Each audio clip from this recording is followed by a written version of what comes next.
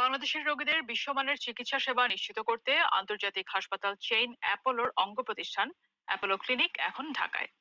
Licensee হিসেবে বাংলাদেশে প্রতিষ্ঠানটি পরিচালনা করছে জেএমআই গ্রুপের অঙ্গ প্রতিষ্ঠান জেএমআই স্পেশালাইজড হসপিটাল লিমিটেড।